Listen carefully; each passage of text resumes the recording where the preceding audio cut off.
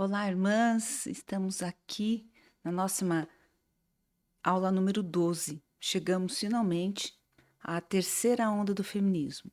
E antes da gente começar a falar desse tema, eu queria que a gente pudesse pensar um pouquinho. Por que a gente está abordando movimentos políticos? Por que a gente bate tanto na tecla de ideologias quando a gente fala de guerra espiritual? Então é importante a gente saber que todas as sugestões que a cultura atual, que os movimentos libertários, que todos esses movimentos civis e sociais de engajamento político, eles trazem uma proposta ideológica que se levanta contra o conhecimento de Deus, que se levanta contra a palavra de Deus. Todos os seus valores, todas as suas ordenanças, os decretos eternos do nosso Deus, que devem ser observados, tudo isso está sendo confrontado, porque o espírito desse tempo é o espírito do anticristo. Então, quando a gente fala dessas ideologias, quando a gente fala de movimento feminista, nós estamos falando de um pensamento, de uma ideia, de um conjunto de valores que vai contra a palavra de Deus. E aí é necessário a gente conhecer a história, saber como todos esses movimentos se apresentam, se manifestam, quais são os seus engajamentos, quais são as suas demandas, quais são as suas reivindicações, para que a gente então, voltando para a palavra de Deus, a gente saiba exatamente como se posicionar. Então, por isso é que a gente tem tratado de todas essas ideologias e muitas vezes de cunho político, porque tudo isso propõe algo que se levanta contra a verdade de Cristo Jesus. Tá bom? Então, nós vamos abordar a aula 12 hoje, é a última aula desse ano, e aí a gente volta o ano que vem com outra temática, mas falando de guerra de reinos, de guerra de mentalidade, de ideologias. A gente encerra aqui na terceira onda feminista, tá bom? Do movimento feminista. Então, essa é a aula 12. E o tema da aula fala exatamente de qual é a maior evidência, né? Qual que é a sua principal engajamento, a terceira onda feminista, que é um ataque massivo, um ataque expressivo à identidade. Então, se existe algo que realmente possa definir a terceira onda do movimento feminista, esse ataque à identidade. E aí a gente vai conversar sobre isso hoje, a gente vai entender como que isso se dá. Então, quando a gente pensa em identidade, a gente tem que falar de Simone de Beauvoir. Ela tem essa frase tão famosa, né? Não se nasce mulher, torna-se mulher. Então, Simone de Beauvoir já dizia no seu tempo que todos esses personagens sociais, seja o homem, a mulher, a criança, eles são condicionados pela cultura, pela tradição, mas que a mulher, ela não necessariamente é aquela que tem um corpo biológico feminino. Então, Simone de Beauvoir já começa a desconstruir a ideia, né, do masculino, do feminino ser de acordo com a sua identidade biológica. Então, ela já começa a fazer essa crítica. Se a gente vê uma semente, a gente percebe isso muito claro, né, nas falas de Simone de Beauvoir, e isso vai ganhando configurações que hoje a gente entende como a ideologia de gênero de uma maneira muito mais clara, né? Então, quando a gente fala de identidade, existem duas questões fundamentais que nós precisamos saber responder. A primeira delas é: quem é Deus? Você consegue me dizer quem é Deus? Os seus atributos? Aquilo que realmente nós podemos remeter a Deus e aquilo que não faz parte em absoluto do que é Deus? Você tem condições de listar isso para mim? Por isso que é tão importante nós conhecermos a palavra de Deus e saber de fato quem é Deus, aquilo que é próprio do seu caráter e aquilo que não é próprio do caráter de Deus. Por exemplo, a gente sabe que dentro dessas teologias subversivas, um Deus é descrito e é um Deus pagão, muito diferente do Deus que a Bíblia apresenta, que é um Deus que não pune ninguém, é um Deus onde eles consideram que jamais vai agir com juízo, porque esse Deus da graça e essa super graça que é apresentada, ele não reivindica dos seus filhos ou daqueles que estão, né, debaixo do seu poder, da sua força como servos, não exige deles nenhum padrão moral de comportamento. Portanto, esse Deus jamais vai puni-los por qualquer coisa. Então, esse Deus não é um Deus que estabelece juízo em qualquer momento que seja. Esse é o Deus descrito e apresentado por essas teologias subversivas atuais. Mas a palavra de Deus diz bem claro que Deus é longânimo, compassivo, bondoso, cheio de bondade e misericórdia, cheio de amor e graça, mas é um Deus que no seu tempo, quando não há arrependimento, ele estabelece sim o juízo. Então é importante sabermos quem é Deus. Eu indico um livro maravilhoso do A.W. Tozer, O Conhecimento do Santo, onde ele traz os atributos de Deus e ele descreve esse Deus para a gente, biblicamente falando, e a gente começa a entender exatamente aquilo que nós podemos perceber como Deus e como não sendo algo característico desse Deus. E é claro que mais importante do que o livro do Tozer é você ser íntimo de Deus, né? Na sua devocional, na sua vida secreta, você conhecer a palavra de Deus, mergulhar nela. Então, tudo isso vai construir com solidez esse conhecimento de Deus que você precisa. E uma outra pergunta que nós precisamos responder é quem nós somos? Se eu não conheço a Deus, eu jamais vou conseguir entender, conhecer quem eu sou. Porque quem eu sou só pode ser definido a partir do conhecimento que eu tenho de Deus. Então, quando eu conheço a Deus, eu descubro, como consequência disso, quem eu sou. Eu sou filha, já planejada para ser, destinada para ser filha antes da fundação do mundo. E, além de ser planejada para ser filha, Deus me lançou como uma flecha que é lançada pelo valente a um destino certo, a um alvo, para andar em boas obras, para cumprir um propósito, um chamado eterno. Então, tudo isso é muito importante. Isso é um breve, mas muito breve, uma breve pincelada do que é identidade. Se você quer saber um pouquinho mais sobre esse tema, nós temos aí uma playlist que fala só sobre identidade. E aí, a ideologia de gênero, ou essa terceira onda do feminismo, ela tem essa particularidade que é atacar a identidade. Então, a Judith Butler, que é essa que está aí, é autora do livro Problemas de Gênero, Feminismo e Subversão da Identidade. Então, qual que é a crítica de Judith Butler? Essa que é uma professora do Departamento de Retórica da Universidade da Califórnia. Qual que é a crítica dela? E olha que ela escreveu esse livro em 1990, né? Ela diz o seguinte: o fato da realidade do gênero ser criada mediante performances sociais contínuas significa que as próprias noções de sexo essencial e de masculinidade e feminilidade verdadeiras ou permanentes também são constituídas como parte da estratégia que oculta o caráter performático do gênero e as possibilidades performativas de proliferação das configurações de gênero fora das estruturas restritivas da dominação masculina e da heterossexualidade compulsória.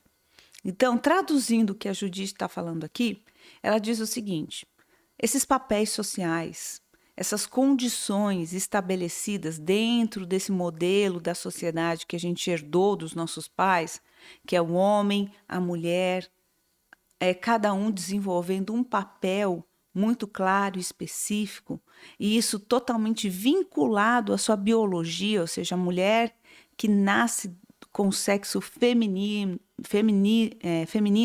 que tem características femininas, o homem que nasce com sexo masculino, com características masculinas, ela diz que tudo isso, na verdade, faz parte dessa estrutura.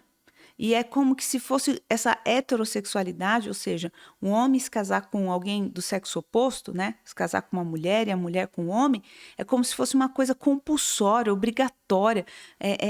Essa estrutura social que nós herdamos não permite algo diferente disso. Então, a Judite ela está fazendo uma crítica. Ela está falando que são performances sociais contínuas, que passam de geração em geração, mas que isso, na verdade, não tem que continuar sendo assim. Então, ela está fazendo aqui toda uma crítica a esse modelo de família, a esse modelo social, dessas relações sociais entre homem e mulher, o casamento dentro dessas configurações, os papéis definidos, tudo isso para ela tem um caráter performático e que só continua porque a nossa estrutura social faz com que isso seja quase que compulsório, seja obrigatório. Então, o que é ideologia de gênero? E o que a Judith Butler ela propõe? Ela propõe que, na verdade, independente do seu corpo ser biologicamente ter características femininas ou masculinas, nada disso vai definir o seu gênero. Então, o gênero ele pode ser expresso de diversas maneiras diferentes e independe da sua genética biológica. E aí a gente vai ver, né? Tem até um glossário aí LGBT que a Natura acabou publicando, que aí vai mostrar exatamente o que é isso, né? Então, identidade de gênero, e isso tem tudo a ver aí com a ideia defendida pela Judith Butler, é essa pessoa que se entende como um indivíduo social. A expressão de gênero é como o indivíduo manifesta sua identidade em público, a forma como se veste, sua aparência, seu corte de cabelo, seu comportamento, independente do sexo biológico. Entenda? Isso é o que a Judith está falando. Independente do sexo que você nasceu, o seu gênero, sua expressão de gênero é como você se sente, é como você se veste, é como você se expressa.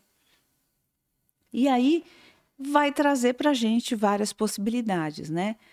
Que a gente vê aqui nessa lista. Eu não vou ter o trabalho de ficar lendo todas essas ideias aqui, todos esses gêneros diferentes, agênero, andrógeno, assexual, bissexual, crossdresser, drag queen, gay, lésbica, não binário, gênero fluido, intersexual, pansexual, queer, travesti, cisgênero, que são todas essas multifacetas aqui dessa ideologia de gênero, né?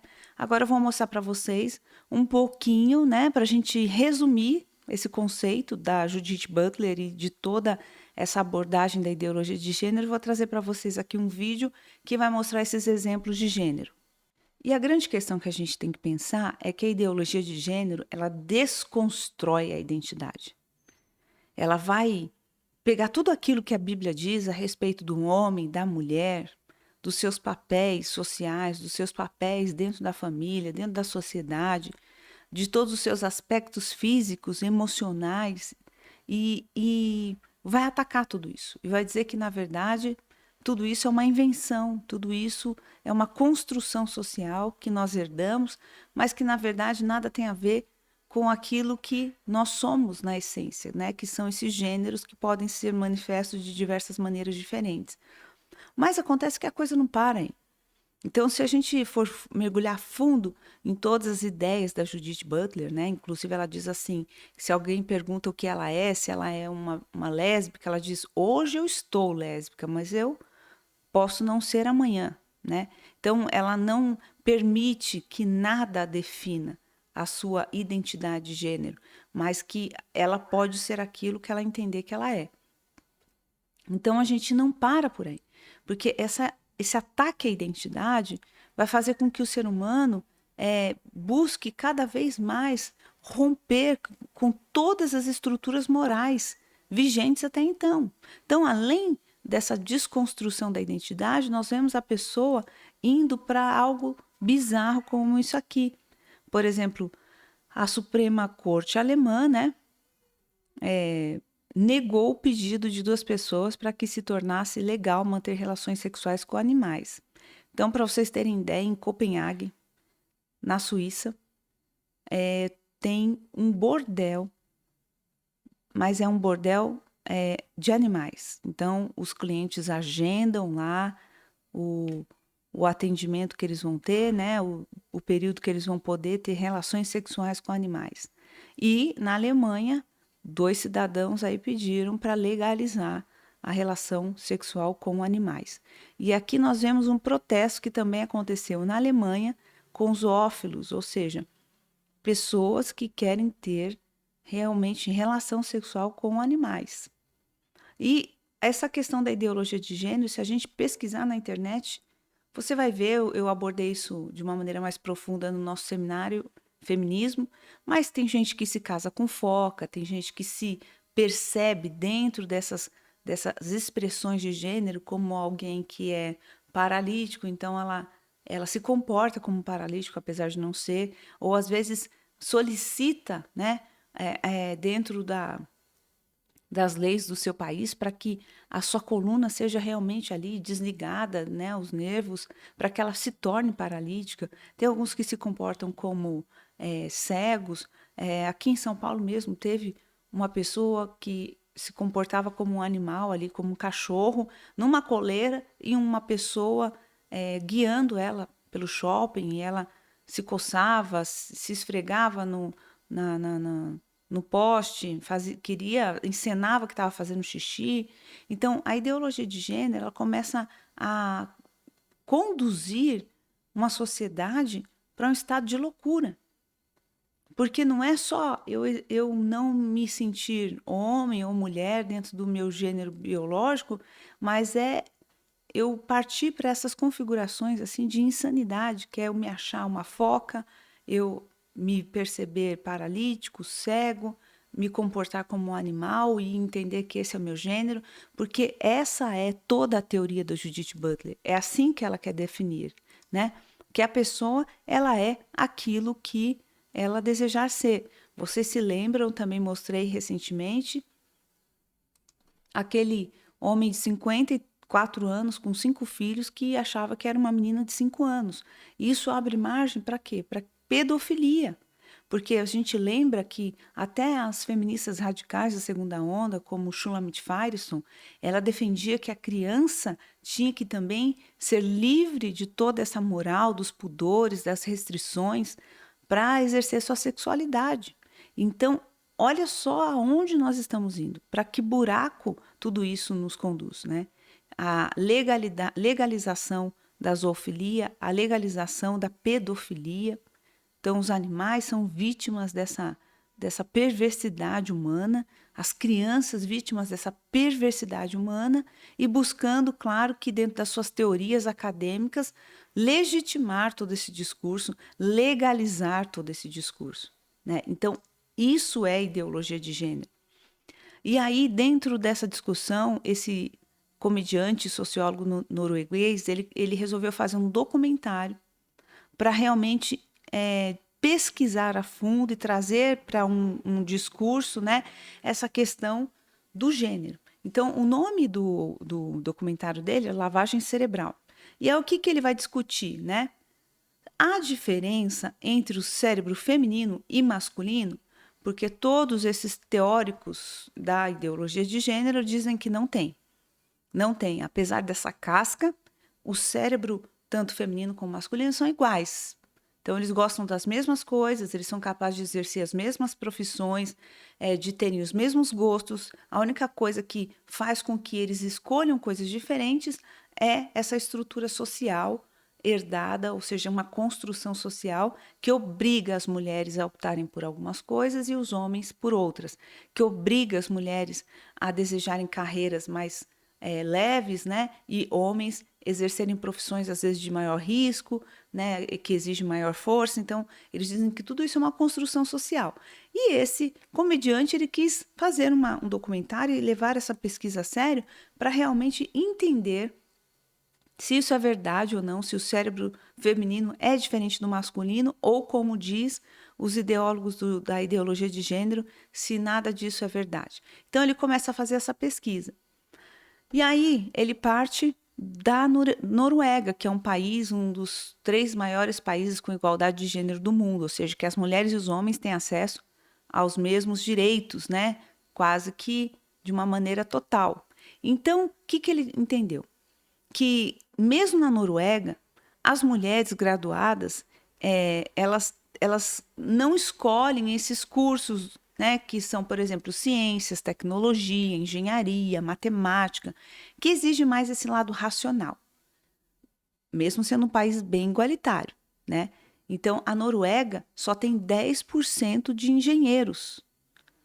E, por exemplo, no caso das mulheres, né, que acabam exercendo profissões de pedagogia, enfermagem, na Noruega só tem 10% de homens que são enfermeiros. Então, o governo ele tem uma série de ações positivas, leis de incentivos, mas ele não consegue mudar essa realidade. Apesar de tudo isso estar disponível, as mulheres norueguesas escolhem mais, por exemplo, enfermagem do que os homens. E os homens escolhem mais formação na área de ciências, tecnologia, engenharia e matemática do que as mulheres. Então, essa é uma realidade mesmo num país onde você tem todas as facilidades e todos os seus direitos garantidos, né? E aí ele vai nesse Dr. Lipa, que diz o seguinte, que de todos os 53 países, entre eles Noruega, Arábia Saudita, os homens têm mais interesse por carreiras técnicas e as mulheres têm mais interesse por profissões sociais.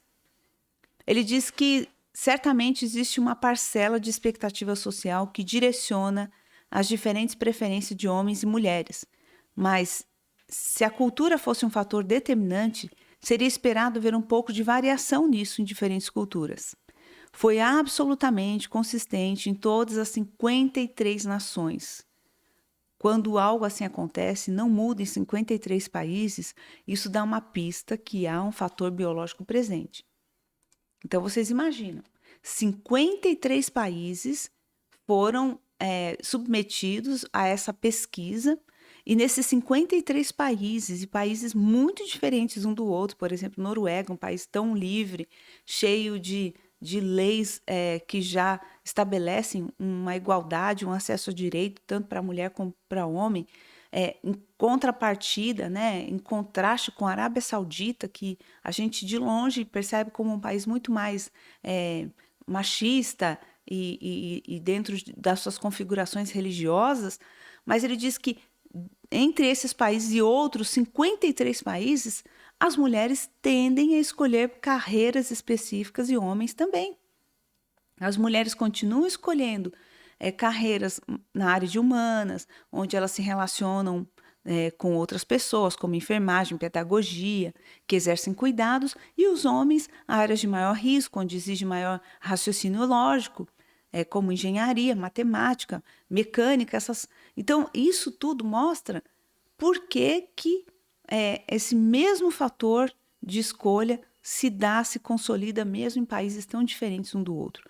Mesmo em países onde alguns têm pouco acesso à igualdade de gênero e outros a tanta igualdade de gênero, mas a mesma resposta acontece das pessoas, né?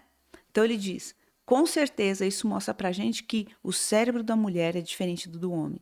Há preferências que a biologia determina.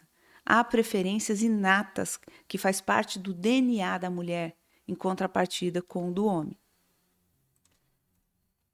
E aí também foi feito, né, no Hospital Nacional da Noruega, um experimento com crianças de 9 meses, elas são expostas a brinquedos femininos e masculinos.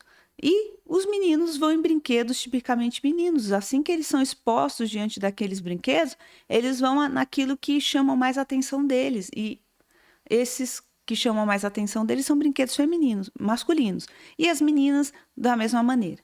Então, eles perceberam de novo aqui um comportamento que não foi ensinado, mas que foi um comportamento inato, né? Então, esse Dr. Simon, que é um professor inglês de psiquiatria de Cambridge, ele fez esse experimento com bebês e o que ele fez, os bebês tinham apenas um dia de vida, ou seja, eles não sofreram nenhuma influência dos pais, eles não foram condicionados, eles não tiveram tempo ainda de assimilar o meio, de serem influenciados. E mesmo esses bebês com 1 ano de vida, eles também os meninos tinham maior fascínio pelo objeto mecânico colocado diante deles, enquanto que as meninas tinham maior fascínio por rostos que eram colocados diante delas. Então, isso mostra de novo que o fator biológico determina as escolhas. E aqui eu vou mostrar um trechinho para vocês desse documentário que esse sociólogo norueguês realizou, né? E a gente vai ouvir uma teórica da ideologia de gênero, né? E ela vai refutar toda essa contestação biológica. Os ideólogos, né, do gênero, eles não levam em consideração os fatores genéticos, biológicos, científicos. Eles refutam tudo isso. Por quê? Porque tudo isso só sinaliza que há uma diferença drástica entre homem e mulher. O cérebro do homem não é como o da mulher. Há diferenças drásticas que vão interferir nas escolhas, no comportamento. Ou seja, isso tudo cientificamente refuta a ideologia de gênero, né? Mas como eles não querem algo que vá contradizer aquilo que eles estão afirmando, então eles refutam. E a gente vai ver um trechinho disso, só para vocês verem a reação dela quando ela é confrontada com todo esse respaldo científico, né? Com todas essas pesquisas científicas. Jeg drar til Arbeidsforskningsinstituttet og møter forskningsleder Katrine Egeland, som har skrevet flere forskningsrapporter om menn og kvinners yrkesvalg. Ofte så leser man populærvitenskapelige resultater at menns hjerne sånn, kvinners hjerne sånn. Hva tenker du om det? Det vet jeg ikke. Jeg vet ikke om det noe i det. Men det påfallende hvor interessert man i å finne den type forskjeller. Du ikke så interessert i den type forskjeller? Nei, veldig lite interessert i det. Så det ikke relevant å se på sånne hjerneforskjeller for å forstå hvorfor menn oftere blir ingeniører og kvinner oftere blir i omsorgsyrker? Nei, det synes jeg ikke. Eller det... Nei. Så føler du jo sånn, men så det jeg prøver å si da, at uten at ting blir sagt direkte, så kan det jo være sånn at man allikevel forventer forskjellige ting av jenter og gutter. Og behandler de da deretter også. Uten at man tenker over det. Det bare ting som skjer umerkelig da. Så man behandlet gutter og jenter likt fra starten av, så ville de få like interesser også. Ja? Ja, det blir jo på en måte implikasjonen av det jeg sier.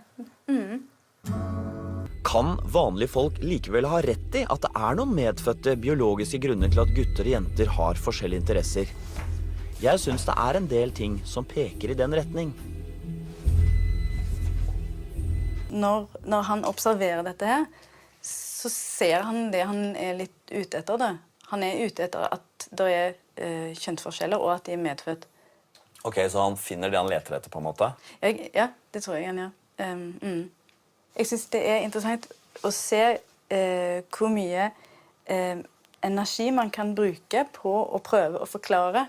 For eksempel sånn som kjønnsforskjeller biologisk.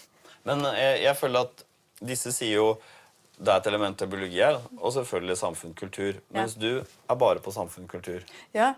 Og når du ser den forskningen på 1 dag gamle babyer, om det forandrer deg ditt syn på at lik behandling av gutter og jenter ville føre til at de får like interesser? Nei, det endrer ikke på det, nei.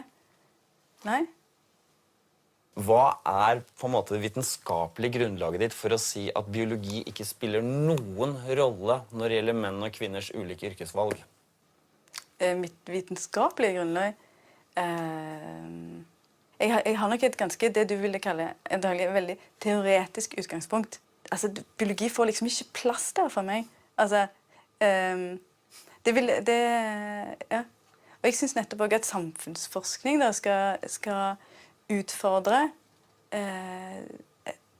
tenkning som baserer seg på at forskjeller mellom mennesker er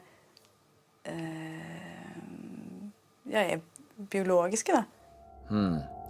Det samfunnsforskningens oppgave å utfordre biologisk tenkning, bør ikke forskning heller prøve å finne ut hvorfor ting som de det ikke en fare for at Egeland bare ser det hun ute etter, hvis hun på forhånd har bestemt seg for at biologien ikke har noen betydning? E aqui eu trouxe para você um caso muito conhecido e clássico desses gêmeos chamado Bruce e Brian. Eles nasceram no ano de 1965, eram gêmeos, e eles estavam com fimose. Quando um deles foi submetido à cirurgia, sofreu uma cirurgia mal sucedida que danificou o seu órgão genital, fez com que a família ficasse ali atordoada, né? Pensando como que eles iriam resolver esse problema do filho, já que agora ele tinha todo o seu órgão genital comprometido. E a mãe das crianças viu esse médico, o Dr. John Money, que estava apresentando suas ideias num programa de televisão, e ele era defensor de que a biologia, todas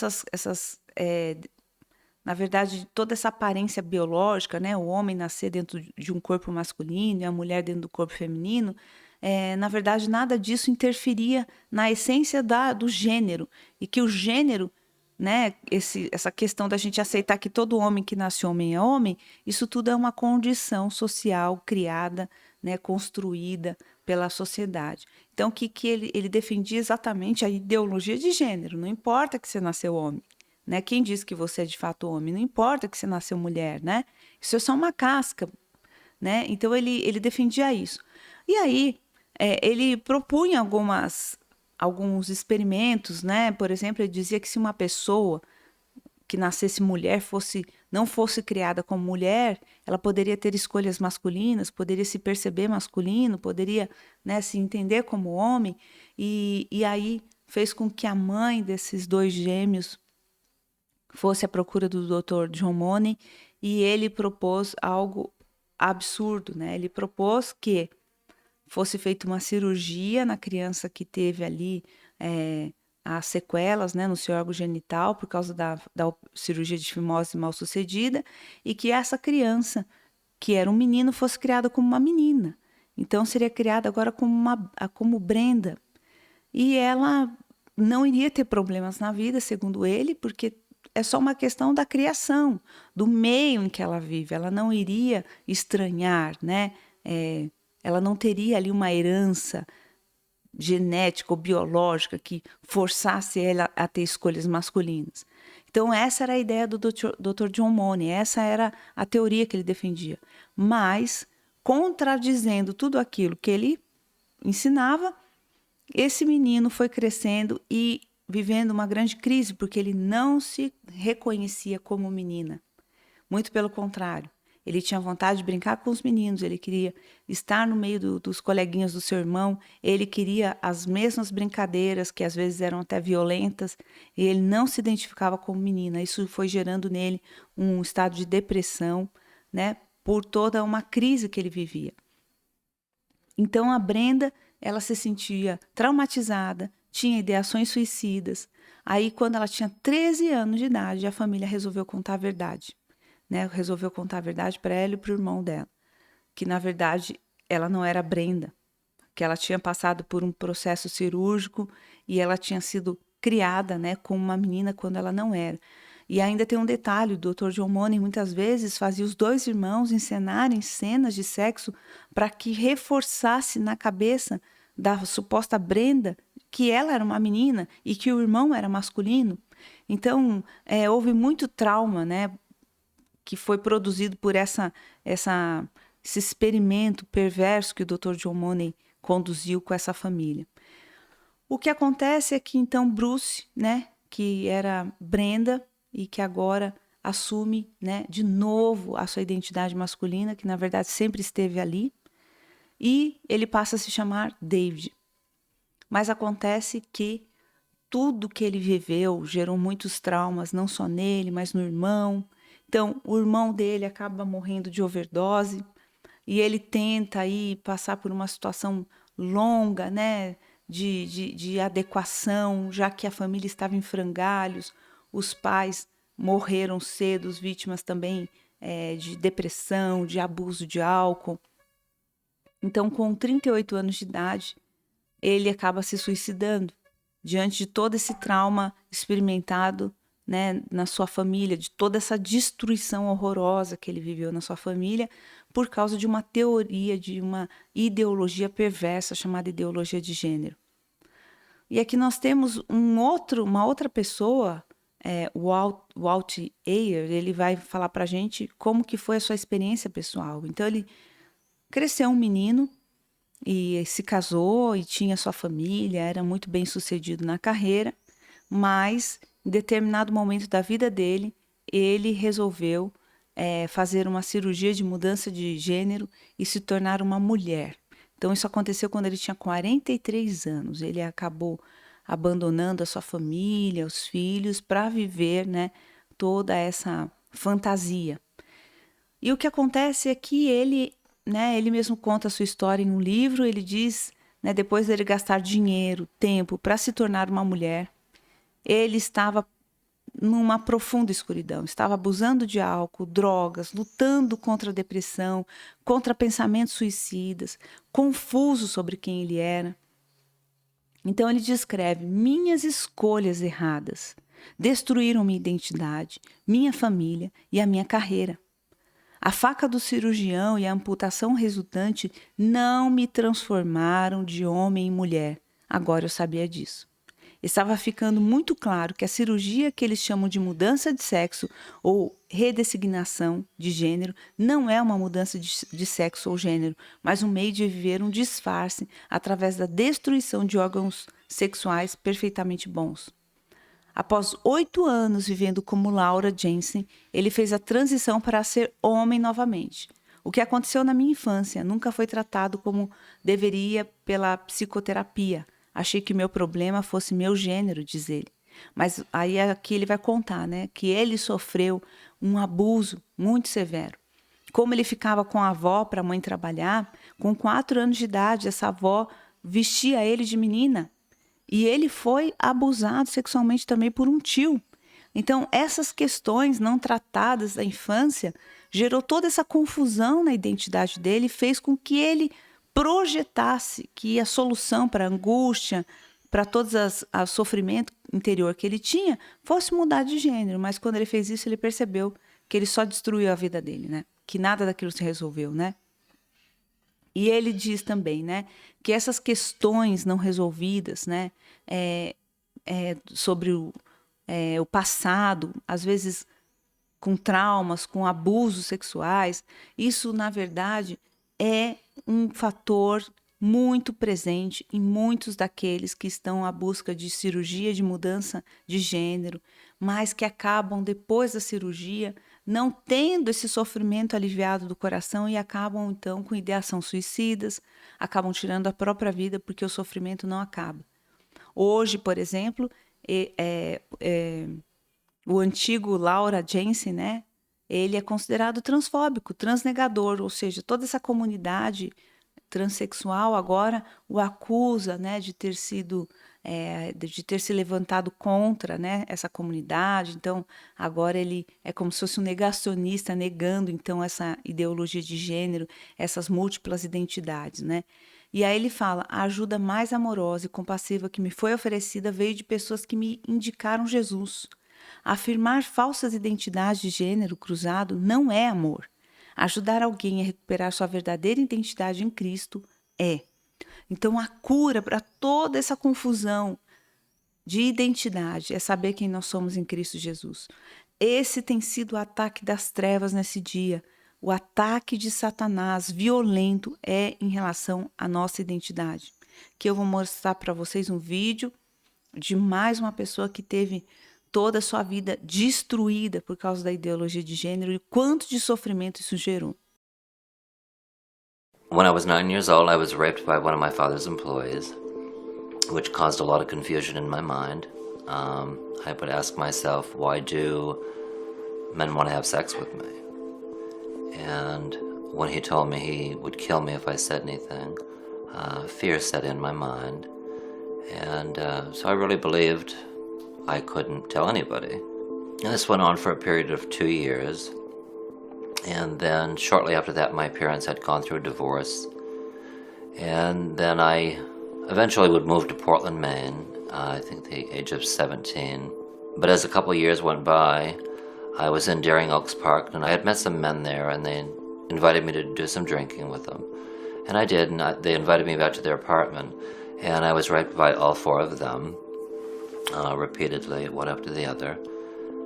And I had met a couple transsexuals in this gay bar, and they would just say things like, "You're so pretty, you know, you're too pretty to be a boy, you should start female hormones."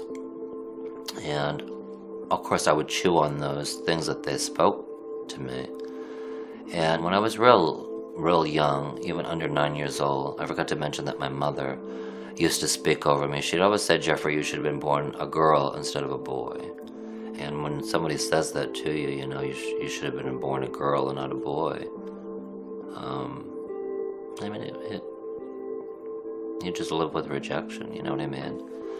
So when I'd be off playing, I always hear a voice saying, "Well, even your mother thinks you should have been born a girl." And the turmoil and torment in my mind got so bad that I just accepted it. I was so sick and tired of the turmoil in my mind, of hearing those voices, those lies in my mind. "You're a girl. You should have been born a girl." I was so sick of it that I actually just came into agreement with it. I said, "You're right, I am." So I got into booze, and I was introduced to prostitution and some drugs, cocaine, and started female hormones at the same time, all around the age of 18 and 19 years old. And it got so bad that I actually had a nervous breakdown in a nightclub one night and just started smashing my fist on a car. And then shortly after this, I'm trying to not cry. So I would eventually move to Boston. I'm now living as transgender 24 hours a day. I think I'm about 20 years old. I needed a job. I met another transgender in a nightclub in Boston. And the individual said to me, "Well, I work at a strip joint down in the combat zone. I can get you a job." Well, anyways, I got that job, and I did that job for almost 20 years. A girl who lived across the hall from me, her and I was drinking and doing drugs. And she had lied to me and said something, and it just ended up in a fight. I had a cell phone at the time, and I was going to leave the apartment building. I was just lying to her. I said, "I'm going to leave the apartment building and speak to the police." So I got to the head of the stairs, and she come running full force and just pushed me head first. And my face smashed the handrail as I went down the stairs. But as I lay at the foot of the stairs, something just miraculously came over me, and I heard a voice say to me, "Wow, God had to have been with you." And I really chewed on what I had just heard. You know, I really pondered what I had just heard, and I said, "Wow, you're right. God had to have been with me." Later on that day, I had to go to the emergency room. I was in the emergency room, checked myself in. I was sitting in the waiting room, but I was so severely banged up. My face was swollen, and I said to myself, "I'm in so much pain, there's no way when the doctor calls my name, I'm going to be able to go walk with him out of this waiting room." So I looked outside the waiting room, and there was a wheelchair. I said, "I have to get in it." So I just simply got up out of the chair, sat just like 3 feet out of the waiting room, and got into the wheelchair. But when I turned around and looked back in the waiting room where I was sitting, all of a sudden appeared before my face a little old woman and a little old man. So as I'm sitting in the wheelchair, I'm thinking to myself, and I glanced down at my body, and I said, "Look at me."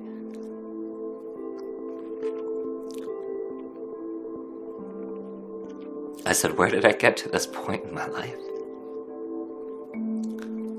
I said, "I hate my life. My life is nothing but doing drugs, prostitution. I don't like myself.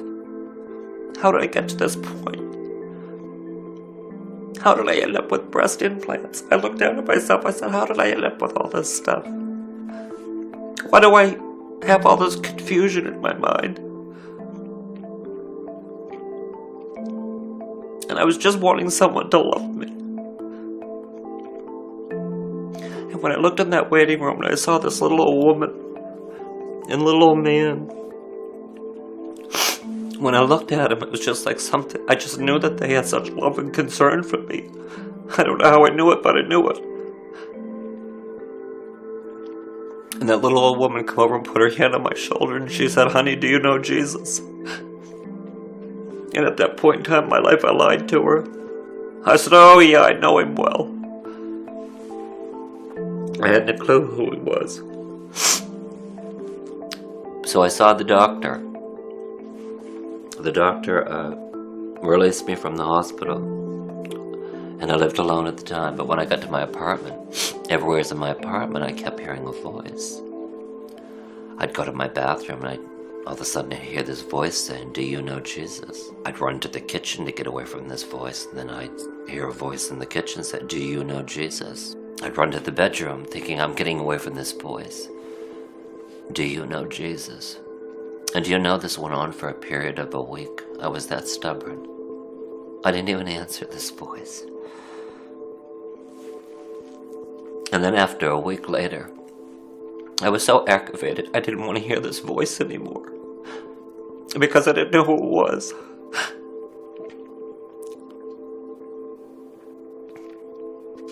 You see, every day I was used to just getting up.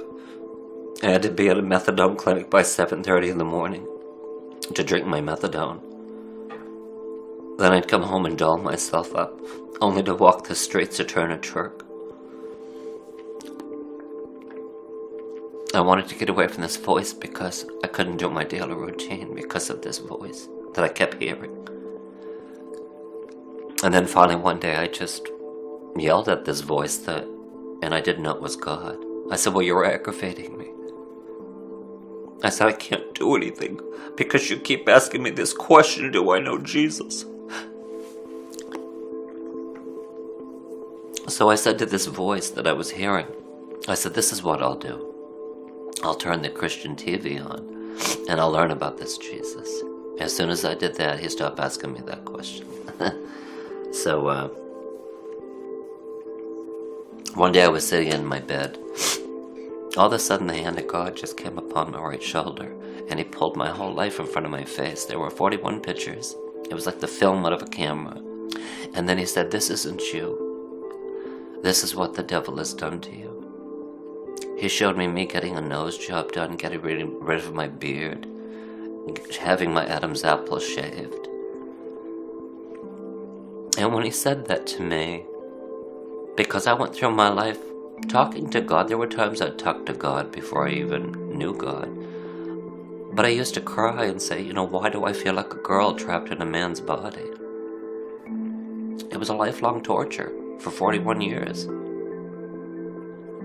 And one day I was really angry because I wanted to feel different within. I didn't want the desires to do drugs. I didn't want the homosexual lifestyle. I didn't want the transgender identity confusion in my mind. I was really angry because I heard on TV that this Jesus changes you from within and does this and does that. Well, my heart was crying out, I want that. So I angrily said to God one day, why don't I feel any different? I want to feel different. And he was so sweet, as he is. He didn't say a word, but the next day I was making my bed, and when I tucked in the sheet and I stood up, he said, behold, all old things have passed away, you're a new creation in me. And when he said that, I just knew all the old drugs, the lifestyle, the addictions, everything was gone instantly. And so it's been 14 years now that I've been delivered from that lifestyle. And the Lord just instilled in my heart a supernatural hunger to read the Word of God. And every time I get in that Bible, I'd hear God speak to me. And I was like, wow, this is so cool. It was just so amazing how he'd reveal things to me, especially show me how much he loves me. I couldn't fathom that. I remember there was a day I just said, you mean to tell me you, the God who created billions and billions of people, I couldn't believe that he would take time out of his day to talk to somebody who thought that they were so dirty and just so bad, from the prostitution and all that stuff that I had done all those years, because I thought I was too naughty, I was too bad. I thought he wanted nothing to do with me. And then, excuse me, that couldn't have been any more other than the truth. He died on the cross for me. The aftermath, the regret, after you know the truth through Jesus Christ, that's the hard part. As far as my spirit, my spirit is as perfect and as pure as he is. It's this aftermath to try to live with and deal with it. It's difficult. I don't wish it upon anybody. If I could go back as a little boy and have things different, some things I would have different. Being raped, being a prostitute, I'm kind of grateful it happened to Jeffrey. It's given me a compassion to people that are prostituting, who are going through gender identity confusion. I can cry with those people.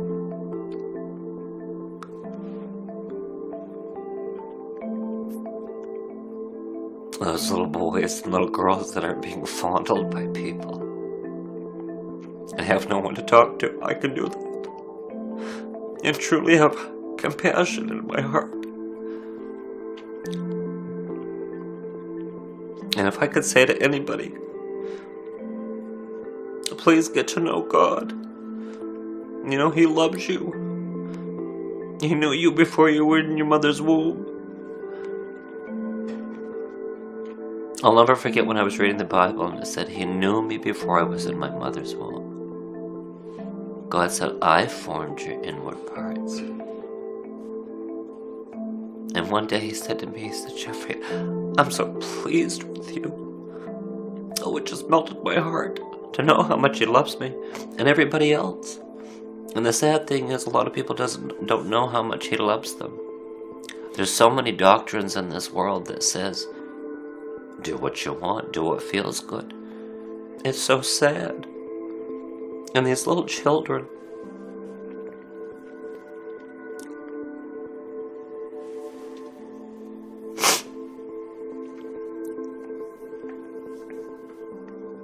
all I can say is that's why it's important for parents to really know the truth of God's Word.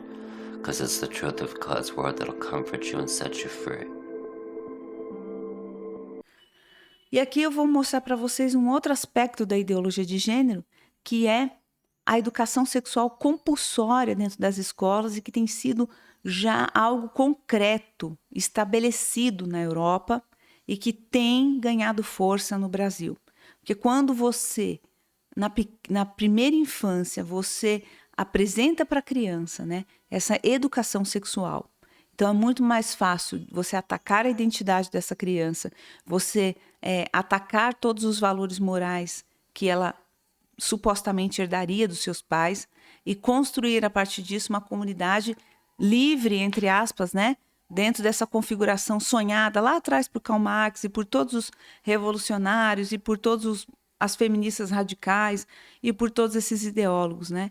Que é remover os tabus, que é remover toda essa ordem moral e deixar inclusive a criança à mercê de toda essa imoralidade, né? Dessa falta de pudor, dessa falta de certo e errado. E aí aconteceu com essa família na Noruega.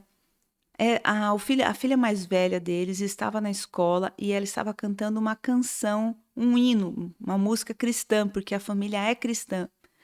A coordenadora ou a inspetora que passava por ali ouvindo aquilo ficou horrorizada. Levou a criança imediatamente para a secretaria e ali eles chegaram ao consenso, né, de que a criança estava sendo exposta a toda uma ideologia cristã fundamentalista, radical. Então, essa criança, essa menina e os 5 irmãos dela, mais 4 irmãos dela, foram retirados da sua família e foram levados para uma espécie, né, de abrigo, foram retirados ali pelo que no Brasil a gente pode chamar de conselho tutelar. Por quê? Porque esses pais foram acusados de um cristianismo radical e um comportamento ideológico, né? Então, a menina mais velha estava cantando uma música cristã na escola. E tudo isso foi visto por eles como algo violento, algo que realmente traria prejuízos para a criança. Aí é claro que isso gerou toda uma comoção, não só nacional, mas as embaixadas da Noruega de todo o mundo sofreram severos protestos, a indignação das pessoas. Como é que pode uma família, dentro dos seus direitos ali de ensinar aos filhos aquilo que eles criam, ter tido seus filhos tirados porque uma das crianças expressava os valores da família, né? Então houve todo um protesto, toda uma comoção, e debaixo dessa pressão, as autoridades norueguesas acabaram concordando em devolver as crianças para os pais. Mas olha só para onde nós estamos caminhando. Nós estamos caminhando para um estado totalitário, onde Satanás vai rugir contra a igreja, contra as famílias cristãs. Isso está perto de chegar no Brasil, né? A gente já percebe isso, o Estado entendendo que a família, as crianças não pertencem à família, e sim que elas pertencem ao Estado. Esse é o sonho de Marx, é o sonho de todos esses revolucionários, se apossarem das crianças para que então eles possam ensinar para essas crianças aquilo que eles desejarem, como Antônio Gramsci sonhava também, né? Não dá para fazer um novo mundo com um homem velho, já cheio de moral, já cheio de valores herdados, já cheio de cristianismo. Então a gente pega as crianças, ainda vazias de todo um legado, e começa a conduzi-las para essa nova maneira de pensar, para esse novo mundo que eles querem construir, né? Então por isso é que eles visam tanto as crianças. E aí a gente vê também, né, essa realidade da Noruega, que acaba entrando dentro das famílias e se apossando dos filhos, como algumas mulheres brasileiras que moram na Noruega relataram, né? Mais de 10 mil crianças por ano são tiradas de seus pais. Isso é só uma parcela, uma fatia desse bolo, é uma amostra do que tem acontecido na Europa, na Suíça. A gente teve o caso daquela mulher indiana que teve seu filho tirado dela e nunca mais ela teve ele de volta, porque ela quis a escolha pelo homeschooling, né, pela educação em casa. Então ela teve o seu filho tirado dela e nunca mais ele voltou. Então tudo isso, na verdade, é esse espírito do anticristo, é esse espírito contra Deus, que odeia Deus e que quer se apossar das crianças, que quer se apossar da mentalidade, que quer estabelecer os seus padrões. Então nós precisamos estar atentos a tudo isso. Essa professora de direito de Harvard, né, Elizabeth Bertolet, o que ela diz? Ela vê o ensino doméstico como uma ameaça à segurança infantil e à democracia liberal. E ela luta pela proibição. Olha isso, gente. Segundo Bertolet, um estudo com crianças que estudam em casa mostra que a maioria dessas famílias, por algumas estimativas, até 90% das crianças que estudam em casa são movidas por crenças cristãs conservadoras e buscam remover seus filhos da cultura tradicional. Bertolet observa que alguns desses pais são ideólogos religiosos radicais que questionam a ciência e promovem a subserviência feminina e a supremacia branca. Então são mulheres como essa professora de Harvard, motivadas por um ódio a Deus, por um ódio a Cristo. Por isso que esse sistema ele é anticristo. Esse é o espírito do anticristo que tem regido as leis, a educação, a moral, a política. Esse é o espírito do anticristo, que quer impedir que as crianças sejam ensinadas a respeito de Deus, que quer impedir que os pais exerçam o seu direito de família. Nós estamos caminhando por um sistema totalitário. O que é um sistema totalitário? É um sistema político caracterizado pelo domínio absoluto de uma pessoa ou um partido político sobre uma nação. Dentro do totalitarismo, a pessoa ou o partido político no poder controla todos os aspectos da vida pública e da vida privada por meio de um governo abertamente autoritário. Então, o totalitarismo é marcado pela forte presença de militarismo na sociedade e é acompanhado por ações do regime com o objetivo de promover sua ideologia.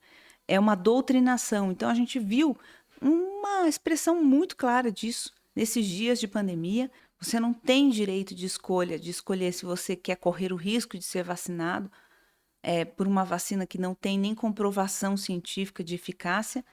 Você não tem escolha se você quer expor o seu filho a um risco de morte diante de uma vacina que não foi testada, que ainda não tem comprovação científica, você é obrigado. Então, tudo isso mostra para a gente, né? Obrigado a ficar em casa, obrigado a deixar de abrir o seu negócio, obrigado a deixar de cultuar ao Senhor. Isso são como se fosse um grande laboratório de um sistema totalitário. O sistema totalitário, ele quer dizer o que o seu filho tem que aprender, que idade você tem que levar o seu filho para a escola, e está cada vez mais controlando todas as antigas liberdades que a família ou um cidadão comum tinha para fazer com que ele possa aderir sem escolha a esse sistema do anticristo, a esse sistema, essa estrutura de pensamento que é anti-Deus, que odeia Deus, que odeia a sua moral, que odeia os seus valores, que odeia tudo aquilo que se refere a Deus.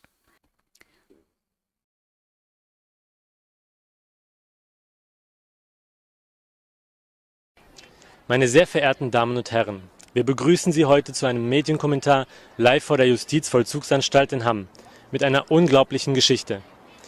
Melitta wohnt mit ihren Eltern bei Meschede, hat 7 Geschwister und besucht die 4. Klasse der Grundschule in Eslohe-Reiste. Von den Lehrern dieser Schule wird sie stets wegen ihres auffallend positiven Verhaltens gelobt. Als jedoch der Sexualkundeunterricht in ihrer Grundschule eingeführt wird, verlässt Melitta den Unterricht, da sie sich bei diesem Thema nicht mehr wohlfühlt. Dass ihr Verhalten nur nachvollziehbar ist, zeigen übrigens die jüngsten Vorfälle aus Borken, wo am 27.06.2013 8 Schüler der 6. Schulklasse kollabierten, als man ihnen Abbildungen von Geschlechtsorganen vorlegte. Melitta wurde schließlich nach einem Gespräch mit der Schulleitung von der Rektorin und einer weiteren Lehrerin gewaltsam ins Klassenzimmer gezogen und musste wegen ihres Widerstandes den Rest der Stunde im Lehrerzimmer absitzen. In Anbetracht der Tatsache, dass wir an deutschen Schulen mittlerweile Alternativunterricht für konfessionslose Kinder und an vielen Schulen sogar Islamunterricht für muslimische Schüler anbieten, um möglichst tolerant zu wirken, ist diese intolerante und von unseren Gesetzgebern vorgegebene Vorgehensweise nicht nachvollziehbar. Schlimmer noch, da dem Schulamt nämlich die Stunde im Lehrerzimmer sowie eine weitere Sexualkundestunde als Fehlstunden gemeldet wurden, kam die Maschinerie der Behörden in Gang. Nach einem Bußgeldbescheid mit folgender Zahlungsverweigerung von Melittas Eltern folgte eine Anklage vor Gericht, dann der Besuch des Gerichtsvollziehers und schließlich die Weiterleitung ans Oberlandesgericht, wo sich die Eltern nicht mehr selber verteidigen durften. Nach einer weiteren letztmaligen Zahlungsaufforderung wurde Melittas Vater, Eugen M., schließlich mitgeteilt, dass sowohl ihm als auch seiner Ehefrau Luise für einen Tag Erzwingungshaft angeordnet wird und sie sich bitte freiwillig bei der zuständigen JVA melden mögen. Da Eugen M. von seiner Unschuld überzeugt war, kam er dem nicht nach und wurde daraufhin von Justizvollzugsbeamten abgeführt und schließlich inhaftiert. Seine schwangere Ehefrau Luise bekam das gleiche Urteil und es bleibt abzuwarten, wie die Behörden aufgrund ihrer Schwangerschaft weiter verfahren werden. Und hier stehen wir nun, meine sehr verehrten Damen und Herren, wartend vor einem Gefängnis. Nicht etwa um einen Mörder oder Vergewaltiger zu empfangen, sondern Eugen M., ein vielfacher Vater, der um das Wohl seiner Kinder besorgt ist und dafür selbst einen Gefängnisaufenthalt in Kauf nimmt. Doch leider sprechen wir hier nicht von einem Einzelfall, denn es wurden in der jüngeren Vergangenheit mehrfach Eltern inhaftiert, die ihre Kinder vor derartigen Unterrichtsstunden bewahren wollten. Bereits im April 2010 berichtete der Kopp Verlag über mehrere Fälle, in denen Mütter und Väter wochenlang in Erzwingungshaft genommen wurden, weil sie ihre Kinder nicht in den Sexualkundeunterricht schickten. In den Massenmedien erschien über diese haarsträubenden Fälle übrigens so gut wie nichts, was uns umso mehr in die Pflicht nehmen sollte, die Bevölkerung über diesen Missstand aufzuklären. Wenn wir nicht endlich aufhören, besorgte Eltern als unmündig abzustempeln, sondern ihnen jegliche Entscheidungsgewalt über ihre Kinder abnehmen, müssen wir uns nicht wundern, wenn der Geburtenrückgang weiterhin rasant zunimmt und Großfamilien, die die Säulen eines gesunden Landes bilden, unser Land verlassen. Das wäre faktisch unser Untergang. Wir hoffen nun, Eugen M. nach seiner Entlassung für ein paar Fragen gewinnen zu können. Wie lange schweigt die Politik zu diesem Skandal? Wie lange schweigt die Politik zu diesem Skandal? Wie lange schweigt die Politik zu diesem Skandal? Wir brauchen Liebe und kein Sex. Wir brauchen Liebe und kein Sex. Wir brauchen Liebe und keine Zwangserziehung.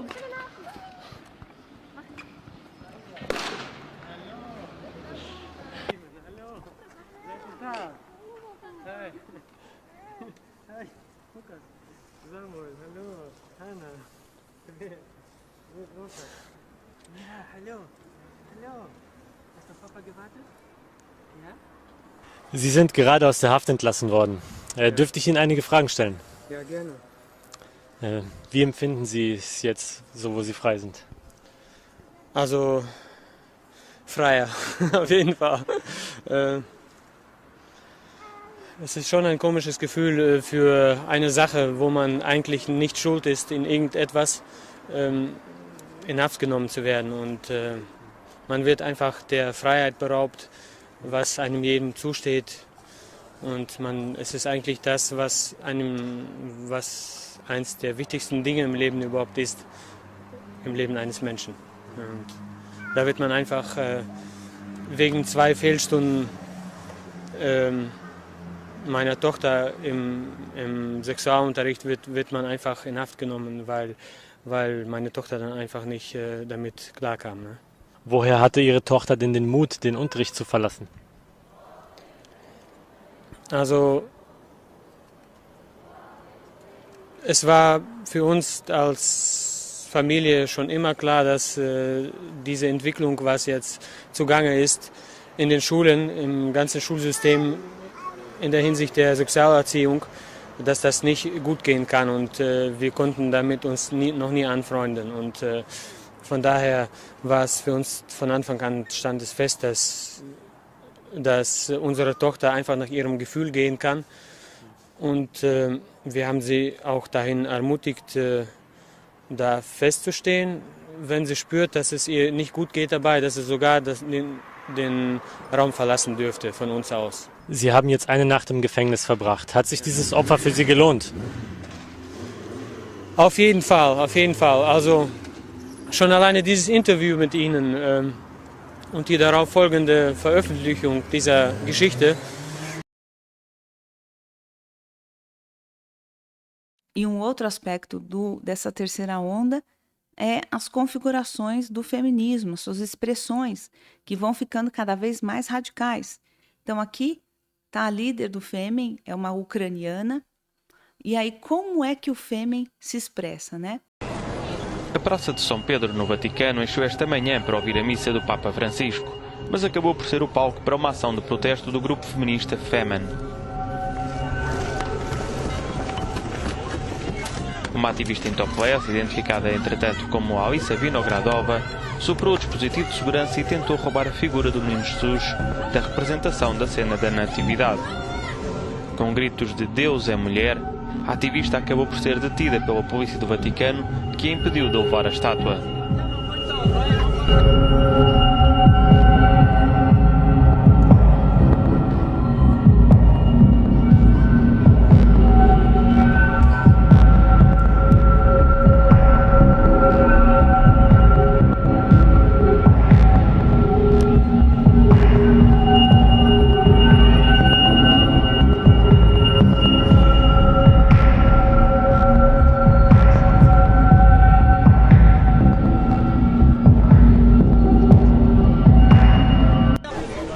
Femen foi fundado na Ucrânia e tem como missão vencer por completo o patriarcado. 9 integrantes do Fêmen respondem ao processo na capital francesa. Em fevereiro de 2013, elas usaram pedaços de madeira para fazer soar o sino da catedral e gritaram palavras de ordem contra o Papa Bento XVI. O advogado de defesa afirmou não saber exatamente quais são as acusações contra o grupo. Ce que Monseigneur Patrick Jacquin, recteur archevêque de la cathédrale Notre-Dame. O que o arcebispo de Notre-Dame está pedindo ao tribunal é que sejam reparados os danos causados à catedral, mas acima de tudo ao espírito cultural da catedral. Mais surtout à l'affectation cultuelle de la cathédrale. As ativistas garantiram que os protestos não vão acabar.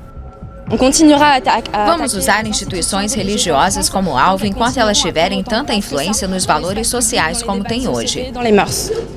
O Fêmen é conhecido por se manifestar contra questões sociais diversas. As integrantes têm o costume de fazer topless para chamar a atenção para as causas defendidas pelo grupo. Por que você foi de um extremo ao outro, minha querida Sara?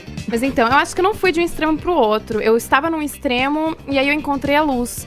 Encontrou Porque a luz? eu encontrei a minha A luz de Jesus, No de cabelo. Deus. Exatamente. Essa luz todo mundo procura que nem louco. Alguns Eu acho encontram- que as pessoas deveriam procurar mais. Eu O acho que quando as autoconhecimento. pessoas procuram e acham, elas se tornam pessoas muito mais felizes como eu sou agora. Então, eu vim de uma família bem desestruturada. Eu e minha mãe, a gente sofreu muita violência doméstica em casa. Saí de casa aos 16 por conta de um irmão que é usuário de crack, que extorquia dinheiro da minha família, que batia muito nos meus pais. Acabei entrando no mundo da prostituição, muito nova, aos 17 anos. Infelizmente, sofri um abuso sexual dentro da prostituição.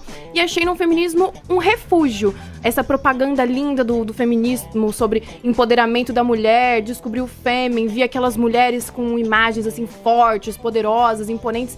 E meu sonho era que nenhuma mulher tivesse que passar pelo que eu passei na vida. Eu achava que o feminismo era uma luta para que nenhuma mulher nunca mais fosse estuprada ou que sofresse alguma agressão.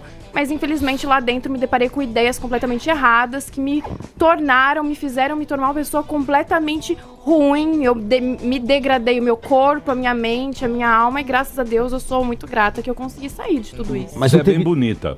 Obrigada. Não teve nada de bom lá que você aprendeu, assim, você só tá descrevendo coisas ruins, mas De bom. deve ter tido alguma coisa boa que você levou pra você, né?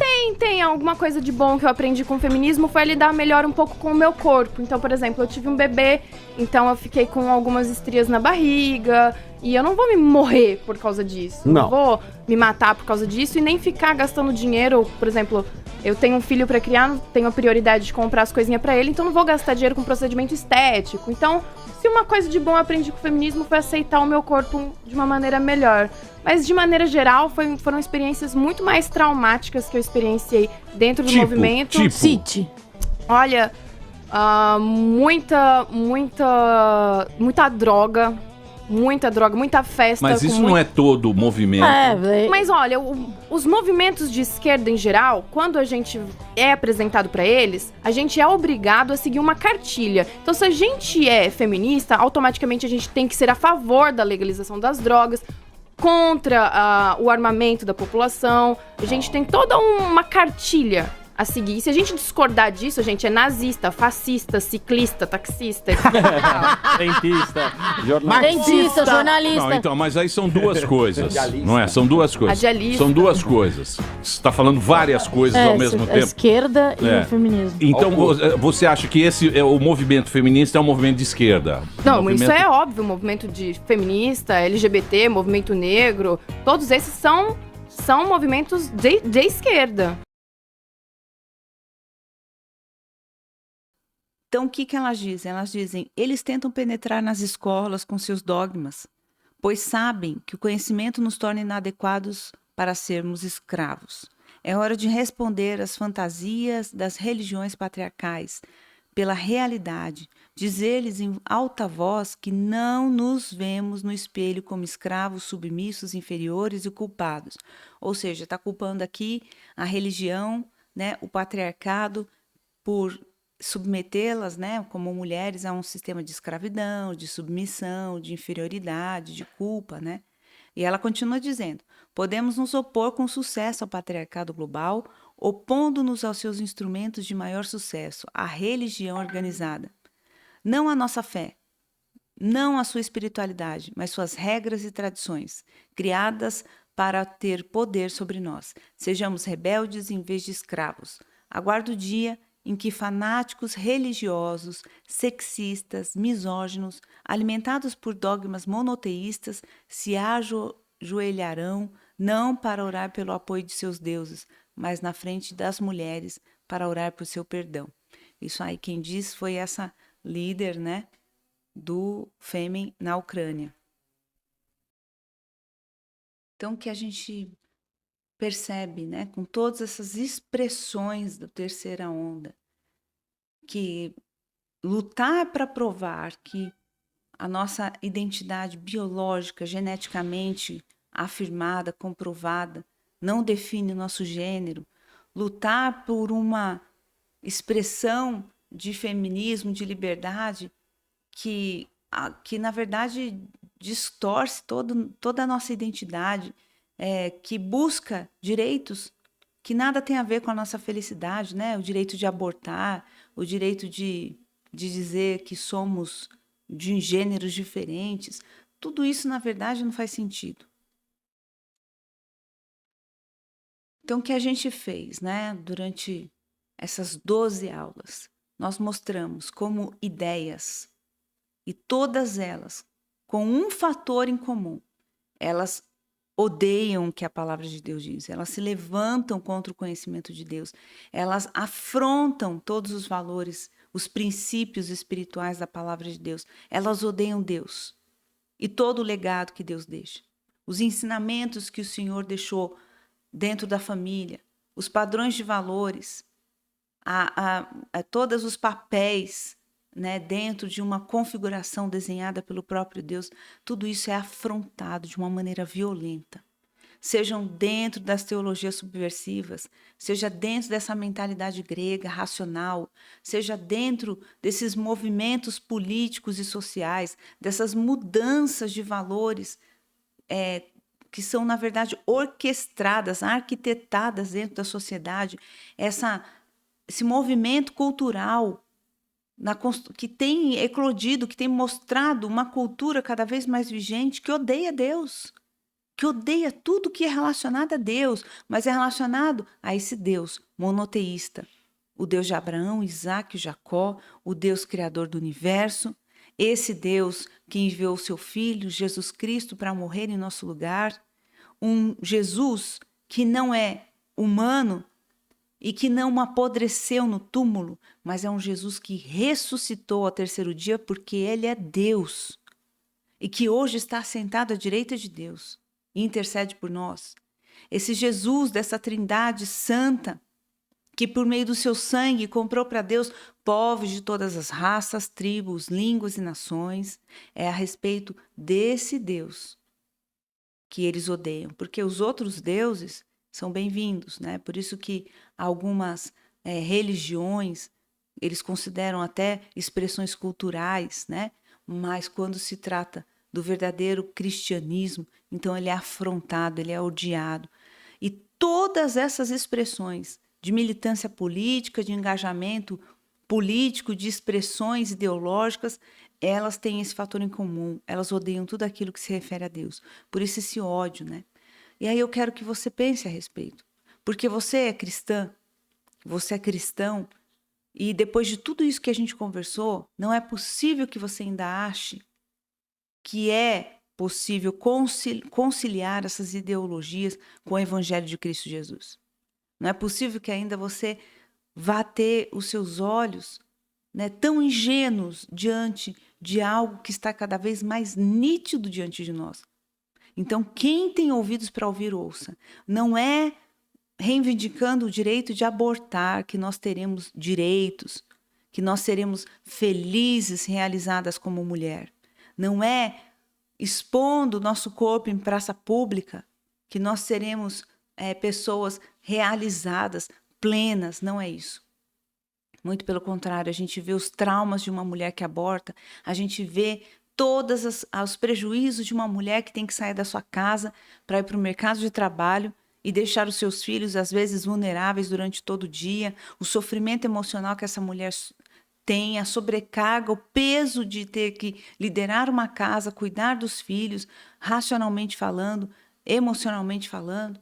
Nós sabemos o quanto essa desconstrução dos valores e dos modelos herdados por Deus às gerações, né, à sociedade, o quanto isso tem realmente gerado sofrimento, quanto isso realmente representa prejuízo para todos nós. Então é tempo de nós termos os nossos ouvidos atentos, os nossos olhos apurados, orar, buscar ao Senhor discernimento, para que quando nós estivermos diante de uma narrativa perversa que se levanta contra Deus, quando nós estivermos diante desse movimento do anticristo, dessas ideologias que são anticristãs, que odeiam a Deus, que nós possamos corresponder da maneira correta, se posicionando como cristãos, cuidando da nossa casa, mantendo a guarda, levantando os nossos escudos. Então, que nesse encerramento você possa aí discutir com o seu grupo e considerar o quanto tudo isso foi um alerta para você e o quanto você precisa estar atento, né? Às narrativas que chegam aos seus ouvidos, a todas as insinuações, a essas projeções que chegam como se fossem libertárias, mas que na verdade são caminhos de morte. Eu oro para que, em nome de Jesus, você e sua casa sejam guardados de toda essa sedução, sejam guardados de todo esse encantamento, e que os olhos os seus olhos e da sua casa estejam em Cristo Jesus, o autor e consumador da nossa fé. Amém? Que Deus abençoe vocês.